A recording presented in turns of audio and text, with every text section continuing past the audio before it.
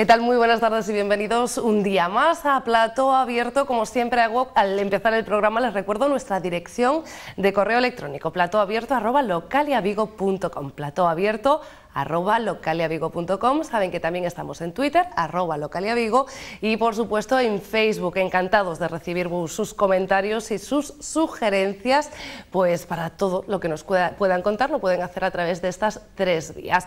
Hoy vamos a tener dos entrevistas en este programa y nos vamos a ir también de tiendas. En la última parte del programa va a estar con nosotros Santiago Posteguillo, que ha estado en Vigo presentando su último libro. Nos vamos a ir a Top Queens, una tienda recién inaugurada en Vigo, pero antes queremos hablarles de una cita ya tradicional en Vigo, además aniversario, 10º aniversario este año, que va a tener lugar mañana. Hablamos del Spelling Bee. Seguro que ya solo con el nombre les suena, pero enseguida vamos a hablar de ello y de qué es con dos de sus responsables, Mariluz Janeiro, ¿qué tal? Muy buenas tardes. Hola, buenas tardes. Y María José Leiros, muy buenas tardes. Buenas tardes. El Spelling Bee yo creo que ya es casi una institución en Vigo, porque hablamos de 10 años continuados y de 10 generaciones diferentes de niños que han pasado por ellas, que muchos de ellos han visto pasar a sus hermanos menores y ya sí me pongo como mínimo sobrinos. De manera que después de 10 años ya los espectadores debían conocer de qué estamos hablando, pero por si acaso, Mariluz, ¿de qué hablamos? Bueno, a ver, hablamos de un concurso de letreo interescolar muy popular en Estados Unidos y Canadá, y nosotros lo que hemos hecho, María José y yo, hemos adaptado ese concurso a los niños de los colegios, teniendo en cuenta que esto es un segundo idioma y por lo tanto pues algunas de las normas las tenemos que adaptar un poquito, y ha tenido mucho éxito. Se están preparando desde septiembre en muchos colegios y mañana pues es la gran final, donde van a concursar 70 niños de 22 colegios de Vigo. De tercero y quinto de primaria. Efectivamente. Tremendo los nervios que tiene que haber en las casas de estos niños, porque hablamos ya de mañana mismo por la tarde en el Teatro Salesianos. Yo me imagino que abierto en general un poco a todo el mundo, aunque solamente con los padres, eso lo vais a tener abarrotado ya. Obviamente les esperamos a todos, a los padres, pero también a los abuelos. Y es verdad que puede haber nervios, pero también es cierto que hay que intentar tranquilizarse, porque hay veces que los nervios juegan una mala pasada y puede ser que sean niños que en un momento determinado fallen y sin embargo sepan muchísimo, ¿no? Entonces, tranquilidad, sosiego, una recomendación para todos. Y esperamos, por supuesto, a los papás y a los abuelos. Yo me imagino que por eso es principal lo que ha dicho Mariluz, lo de que bueno, ha habido ya varias semifinales, ellos ya saben a lo que se van a enfrentar de alguna manera, aunque esto ya es la final y es a lo grande, y esto ayuda en dos vertientes, sobre todo para la educación de los pequeños, para afianzarse en ese segundo idioma que es el inglés, pero también para, bueno, componer los nervios a la hora de estar encima de un estrado, delante de público. En Estados Unidos también se lleva mucho lo de debatir, que no sé para cuándo lo tenéis pensado eso vosotros. Es impresionante también. Pero nosotros, ya es un paso hacer esto, ¿no? Mucho. Y queremos que lo tomen también un poco como una diversión. Queremos que no sea una cosa súper competitiva, porque en sí mismo el simple hecho de participar ya están practicando el inglés, están mejorando. La gente del público también pueden ver una cosa en inglés que se está realizando, aunque damos pistas en español también. Entonces no queremos hacer tanto hincapié en la parte competitiva, es simplemente que el niño efectivamente se enfrenta a un reto que es ponerse delante de un montón de gente y deletrear. Y eso en sí mismo ya tiene un gran valor. Entonces todos merecen pues muchísimo, tienen muchísimo mérito, y por supuesto que todos llevan un pequeño obsequio por estar ahí, ¿no? Yo creo que va a ser una cita fantástica, no solamente para los padres de los alumnos, a los familiares que los van a ver concursar, sino incluso para sus niños, para los niños de los espectadores que nos estén viendo, para meterles el gusanillo en el idioma, para aquellos que no tengan el inglés como segundo idioma realmente y que crean que puedan ver lo interesante que puede ser y lo fácil que es desenvolverse en un idioma como este. Apúntense la cita en el Teatro Salesianos, porque me parece que es una buena oportunidad para eso, y para los que vayan a ir, o mejor también, para los que después los sigan en Localia Vigo, porque ya les contaré en qué fechas podrán verlos a través de esta televisión. Vamos a hablar de cómo se va a desarrollar ese concurso, porque claro, como en todas las competiciones hay reglas, creo que son diferentes para los de tercero y para los de quinto, ¿no? Bueno, a ver, los de quinto de primaria van a escuchar al pronouncer decir una palabra, se la va a repetir y van a tener un ejemplo en el que se utiliza la palabra para que les pueda ser más fácil, porque puede haber homófonos. Se contextualiza. Efectivamente. Y una vez que empiecen a deletrear, ya no pueden rectificar. Entonces, eso es un pequeño estrés añadido, pero hay que ir con calma. Todos con calma. Mucha calma.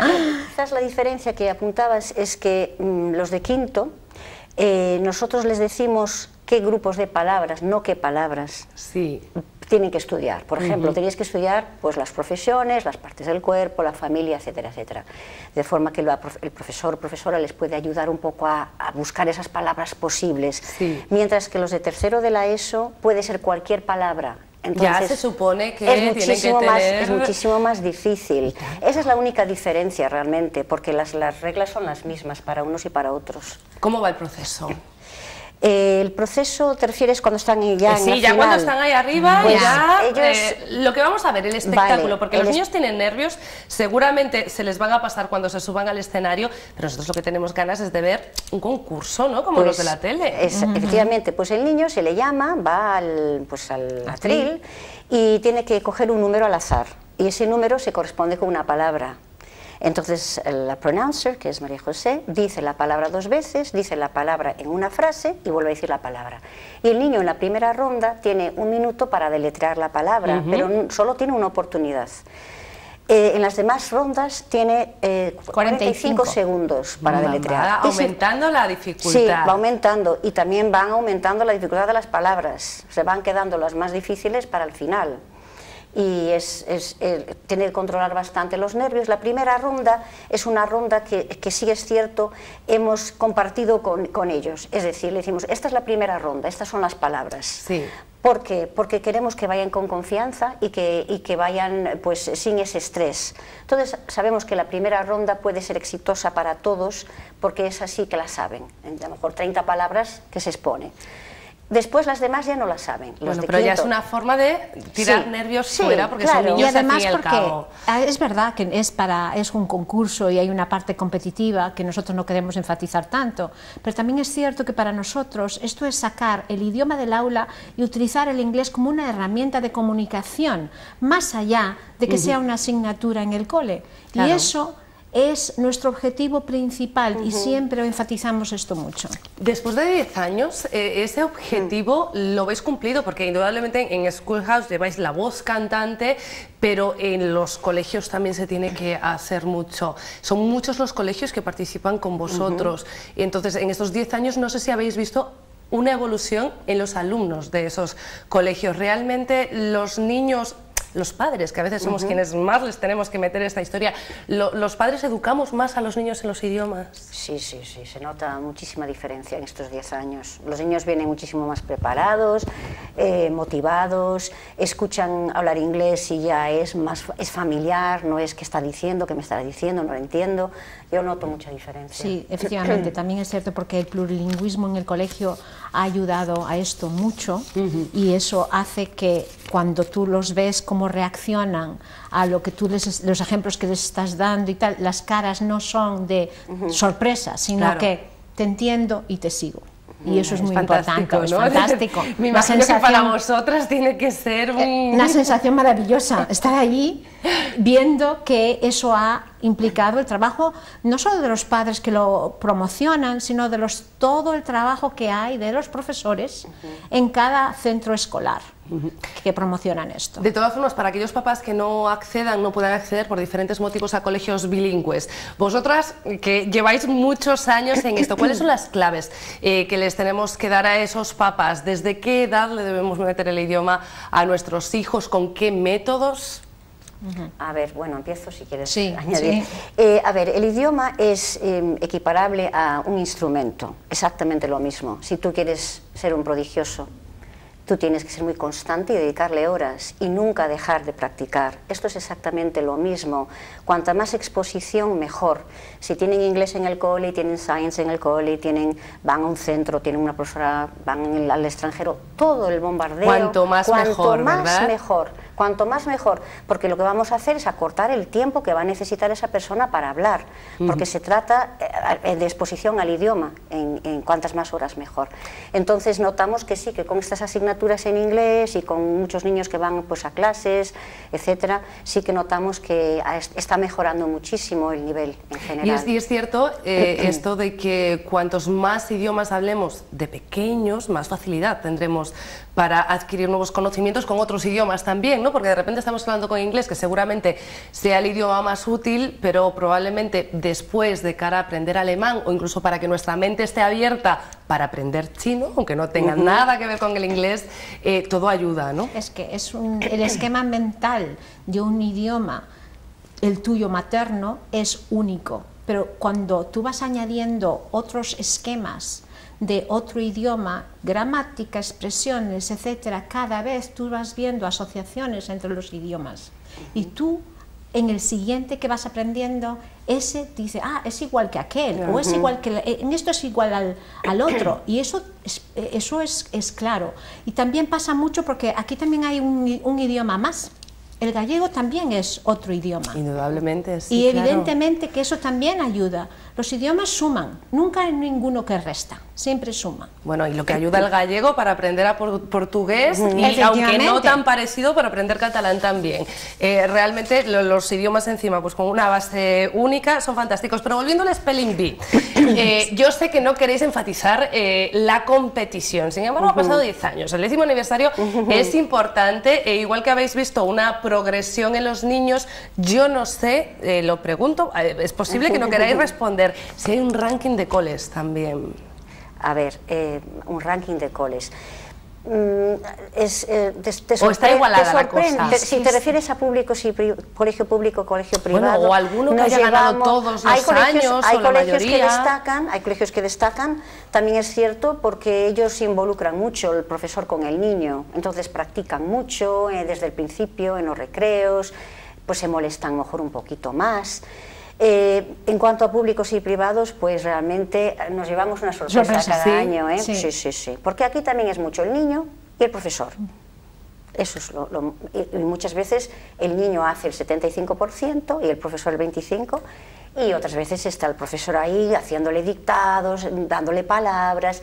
Entonces es realmente difícil de decir si ganan más los privados o los públicos. Bueno, yo depende de los niños y los profesores. Deseando, sean del cole que sean, que aparezcan por aquí los ganadores, porque yo la palabra sí, la pregunta que hago cada año es ¿cuál ha sido la palabra más complicada? Y normalmente son complicadas de verdad, por lo menos para mí, que luego se sorprenden ustedes de los niños, lo fácil que se desenvuelven y lo bien que hacen las cosas, entre otras cosas gracias a Spelling Bee, también a Schoolhouse y a estas iniciativas fantásticas que nos acercan un poquito más a Europa también, que lo del idioma no está de más. Muchísimas gracias a las dos por haber venido. Muchas gracias a vosotros. Y mucha suerte a los peques mañana, que bueno, que los de la ESO ya no son tan peques, pero vaya.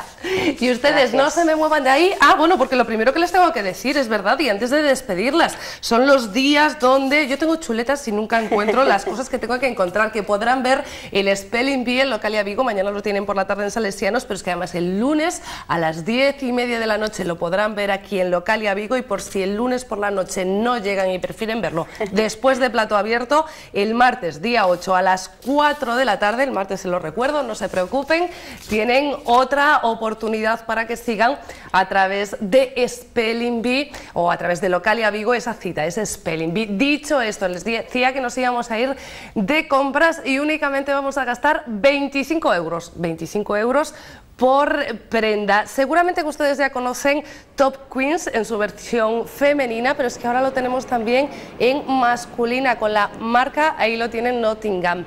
Únicamente 25 euros por prenda, todo tipo de ropa para hombre y también complementos. Hemos estado en la inauguración de este local que está situado en la calle Velázquez Moreno número 3, aquí en Vigo. Ya lo saben, si aquellos hombres que nos tenían envidia a las mujeres porque podíamos hacernos con prendas estupendas a por muy poquito dinero, que sepan que ellos también pueden en la calle Velázquez Moreno número 36. Dicho esto, nos vamos a ver esa entrevista que hacíamos ayer con Santiago Posteguillo.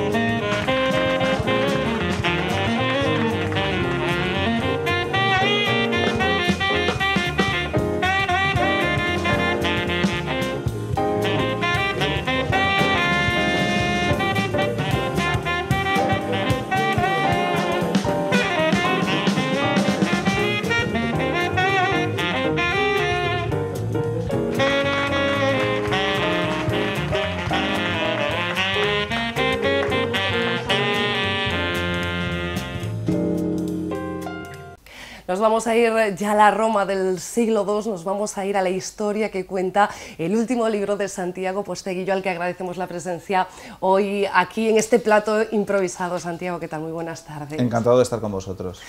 Último libro de una trilogía a la que has dedicado muchos años y que nos vuelve a llevar a Roma, pero una Roma mucho más amplia, no solamente al centro del Imperio Romano, sino que vamos a revisar un poco territorios e imperios de ese siglo II, ¿no? Exactamente, sí. La Legión Perdida, la novela con la que cierro la trilogía de Trajano, es una novela que les va a sorprender mucho a los lectores, porque yo no conozco ninguna novela, digamos, de romanos, ¿no?, como se suelen calificar, que empiece en la Gran Muralla de China, ¿no? Y la Legión Perdida empieza en la Gran Muralla de China, porque es un gran fresco en cinemascope prácticamente de todo el mundo antiguo. Sale Roma, sale Partia, pero también el Imperio Kushan del norte de la India y hasta la China de la dinastía Han. Y volvemos a ver a Trajano, en este caso, con ese fantasma de la Legión Perdida, ¿no? Sí, en la Legión Perdida lo que mostramos es a Trajano intentando resolver el problema de la frontera oriental de Roma, con Partia, atacando Partia para resolver ese problema y a la vez controlar la ruta comercial de la seda, que tan importante era ya en aquella época. Pero se va a encontrar que sus hombres tienen miedo a lo que 150 años antes había ocurrido en una guerra similar, donde el cónsul Craso terminó perdiendo una legión entera que acabó prisionera de los partos. Los legionarios de Trajano, 150 años después, tienen miedo a terminar como esa legión perdida. Y lo que se plantea con intensidad dramática en esta novela es quién va a poder más, si Marco Ulpio Trajano, ese gran líder, o el fantasma de la Legión Perdida. Un craso error que decías tú en algún lugar que lo he leído y bueno, es una forma también de saber de dónde viene un dicho, porque sigue siendo una forma, tus novelas, de aprender historia, pero al mismo tiempo de divertirse con la literatura. Sí, entretenimiento que puede ir de la mano del aprendizaje, eso es lo que yo intento, ¿no? Y es verdad, utilizamos hoy día la expresión craso error de forma muy común, pero es habitual también que muchas veces utilizamos expresiones sin conocer bien su origen. Si vas al diccionario de la Real Academia Española de la Lengua, craso significa en su primera acepción indisculpable. Si vas al diccionario de la Academia de la Lengua Galega, pone inexcusable. Es decir, que en los dos está registrado, en los dos idiomas, esta acepción. ¿Qué ocurre? Que Craso cometió un error tan grande que 2000 años después todavía hablamos de ese craso error para referirnos a un error que no admite disculpa, ¿no? Pero imagínate, no 2000 años después, solo 150 años después, y dentro de la misma civilización, para los legionarios de Trajano, el craso error no era una simple expresión, era el horror mismo a la derrota.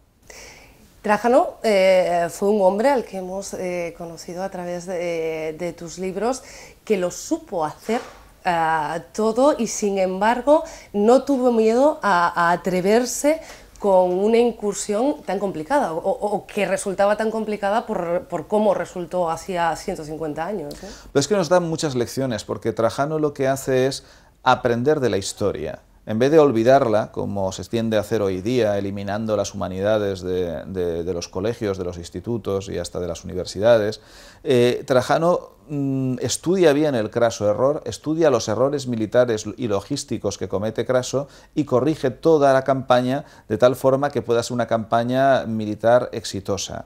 Además, fíjate que hasta los norteamericanos en las guerras del Golfo copian la estrategia de Trajano de atacar en doble columna para penetrar en aquel territorio tan complicado. Lo que los americanos se olvidaron y otras potencias occidentales olvidamos es que, a diferencia de Trajano, que sí tenía un plan, Trajano tenía un plan para la posguerra. Y eso, sin embargo, en el siglo XXI se nos olvidó. No sé si se nos olvidó o no, pero por lo menos si tenían un plan o no lo aplicaron bien o seguramente no salió bien. Pero hablando de historia y de Trajano también, ahora mismo estás promocionando este libro en Galicia, pero lo presentabas oficialmente, salía a la calle un 23F y no era tampoco una puntada sin hilo. No, yo procuro hilar con mucha fineza en la medida de lo posible. Y cuando la editorial ya me comenzó a a comentar que podríamos programar la novela para febrero, yo les dije, hombre, pues si va a salir en febrero, tiene que ser un 23 de febrero, ya que Adriano da un tremendo golpe de estado contra Trajano. Trajano no quería realmente que Adriano fuera su sucesor, tenía pensado que fuera Lucio Quieto y Adriano da un golpe de estado militar. Y bueno, siempre me gusta hacer estos guiños desde el pasado hacia nuestro pasado bastante más reciente. Sí. Hay muchos guiños porque, bueno, hablamos del primer emperador hispano, hablamos de una de las primeras democracias y hay muchos paralelismos todavía, sobre todo con la historia reciente o el presente que estamos viviendo, donde no sabemos exactamente muchas veces cuáles son las prioridades de esos políticos que quieren gobernarnos pero que todavía no consiguen gobernarnos o por lo menos conformar gobierno. Hombre, por ejemplo, otra elección de Trajano, aparte de gobernar, entendiendo que el liderazgo es toma de decisiones, no dejar que los problemas se pudran. Hay varias facultades de economía en España y también en América Latina que quieren utilizar episodios de la trilogía de Trajano para la asignatura de toma de decisiones. Me sorprendió por un lado y luego pensé, no, claro, es que tiene todo el sentido del mundo, porque es un ejemplo de liderazgo, si exigía, predicaba primero con el ejemplo, y además pactaba.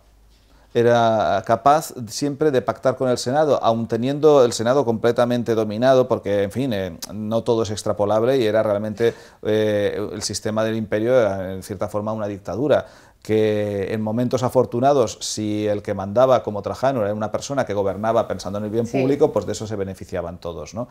En este caso, o sea, que no es que defiende ese sistema, ¿no? Pero sí que defiendo la forma en la que Trajano entendía que había que pensar en el conjunto de la población, ¿no? Entonces pactaba con el Senado. El Senado tenía, según el derecho romano, la atribución de las decisiones de política exterior, y aunque Trajano podría haberse impuesto, siempre pactaba con el Senado todas las tomas de decisión de política exterior. Pero es que también pactaba con los enemigos, porque cuando en una de las guerras de frontera se enfrenta con el reino nabateo, el rey nabateo, muy duro de roer, rodea 2 legiones de Trajano y le ofrece la posibilidad de pactar. Le dice, mira, yo sé que puedo con estas 2 legiones, pero no con las otras 28 que tienes, así que te propongo un pacto, me transformo en provincia romana, pero me das un autogobierno, y de esa forma yo mantengo mis costumbres y tú pues reduces tu esfuerzo militar. Trajano pacta, está dispuesto a pactar con los suyos en el Senado y está dispuesto a pactar con incluso enemigos fuera de Roma. Es interesante. Se puede aprender mucho de la historia. Se puede aprender muchísimo de la historia y yo creo que lo que tenemos que luchar desde la cultura, en mi caso lo intento hacer con novelas de divulgación histórica, recuperar el pasado, porque yo creo que cuanto más pasado sepa la gente, más entiende de dónde venimos, mejor se prepara para entender dónde estamos y más errores se pueden corregir para no repetir estupideces en el futuro. Yo luego, una de las cosas que creo que siempre tenemos que agradecer a los autores de novela histórica es que engulláis y analicéis de tal forma los datos que nos los deis tan masticados que nos podamos únicamente quedar con la historia, pero que todavía en nuestra mente vayan quedando los residuos también de esas fechas, de esas localizaciones y bueno, de esas situaciones que fueron conformando nuestra historia.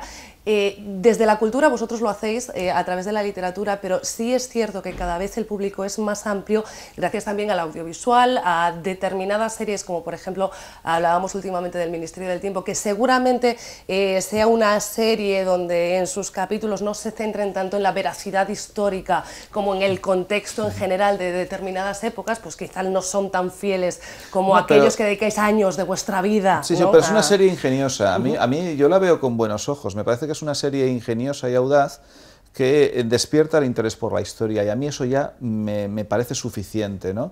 Y luego sí, claro, hace juegos, se permite alguna licencia. Bastantes. Bastantes, sí. Pero desde el momento en el que introduzca a la gente en el interés por la historia, me parece respetable y muy interesante lo que se puede hacer con una serie de ese tipo. Tú que llevas años en la novela histórica, ¿has notado un cambio también en el público, quizá gracias a estos productos?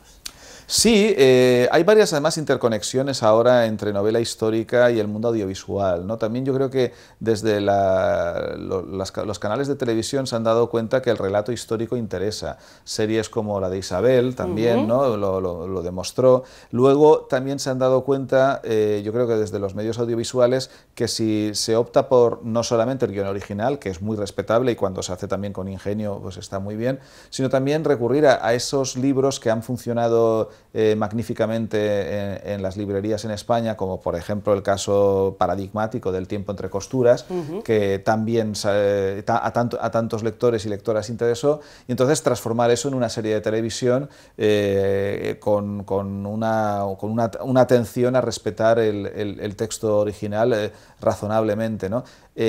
Palmeras en la nieve, otra novela que se ha trasladado en este caso al cine.